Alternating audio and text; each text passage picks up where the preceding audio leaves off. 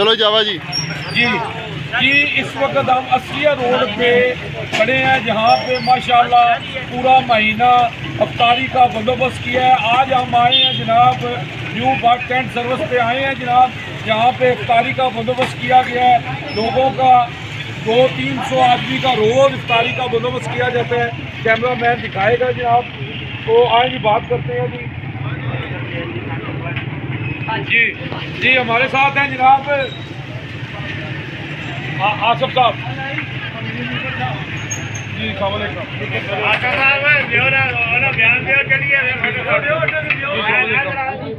ماشاء اللہ جی, یہ جو آپ یہ پوری ٹیم جو ورک کر رہی ہے, آپ جناب یہ کتنے بندوں کا آپ افطاری کرا رہے ہیں؟ ماشاء اللہ جی ماشاء اللہ جی, 350 بندوں کی افطاری ہے.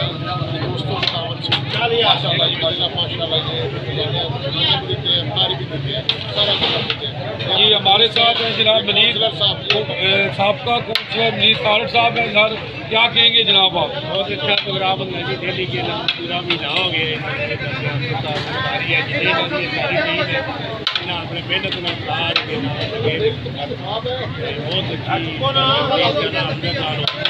جی السلام علیکم. جی جناب السلام علیکم. جی السلام علیکم جناب, کیا حال ہے جناب؟ جناب آپ کو اپریشیٹ کرتے ہیں ماشاءاللہ, آپ جناب بہت زبردست کام کر رہے ہیں, لوگوں کو کھانا کھلا رہے ہیں. اور جناب کیا کہیں گے آپ, کتنے بندوں کا کھانا کھلا رہے ہیں؟ 300-350 ڈیلی مینیو کیا کیا بناتے ہیں؟ بعد میں کھانا دیتے ہیں. آج ہمارے پاس مرچے نہیں ہیں, بڑے پائے بھی ہوتے ہیں, مرغا بھی ہوتا ہے, میٹ بھی ہوتا ہے. تو انشاءاللہ یہ سب کاموں کی کامت سے جی تھینک یو. جی میں کہوں گا جناب یہ زبردست کام ہے, اس طرح کے کام ہونے چاہیے. جو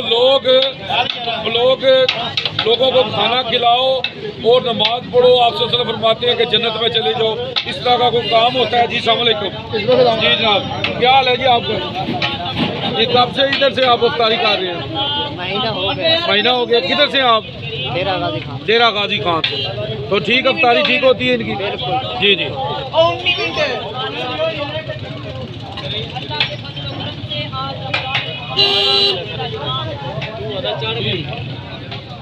ہم سے جدا ہو گیا. اللہ وحدہ لا شریک سے دعا کرتا ہوں کہ اللہ وحدہ لا شریک مجھے حق و سچ پر اپنی باتیں عرض کرنے کی توفیق عطا فرمائے. آمین. عزیز دوستو, اللہ وحدہ لا شریک نے قرآن میں ارشاد فرمایا ہے, یا ایھا الذین آمنوا اذکروا اللہ ذکرا کثیرا. اے ایمان والو, اے وہ لوگ جو ایمان لائے ہو, اللہ کو کثرت کے ساتھ یاد کرو. اللہ کے حبیب النبی پیغمبر جناب محمد رسول اللہ صلی اللہ علیہ وآلہ وسلم نے صحابہ کو نصیحت فرمائی کہ تمہاری زبانیں اللہ کے ذکر میں تر رہنی چاہیے. عزیز دوستو, امام احمد بن حنبل رحمہ اللہ جب رمضان المبارک کا مقدس مہینہ آتا تو فتویٰ دینا بند کر دیتے اور قرآن کی تلاوت کرنا اور دیگر قرآن کی تلاوت کرنا شروع کر دیتے, دیگر مصروفیات کو بھی چھوڑ دیتے.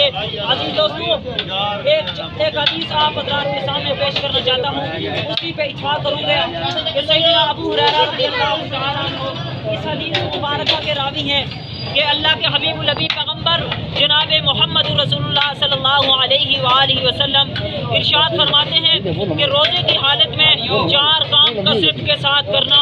نمبر 2 کام کرنے سے رب کریم کی رضا حاصل ہوتی ہے, اور 2 کام ایسے ہیں جن سے کسی انسان مسلمان بھائی کا چارہ نہیں ہے. تو جو 2 کام ایسے ہیں جن سے رب کریم کی رضا حاصل ہوتی ہے وہ یہ ہے کہ کثرت کے ساتھ لا الہ الا اللہ کی گواہی دینا اور کثرت کے ساتھ استغفار کرنا.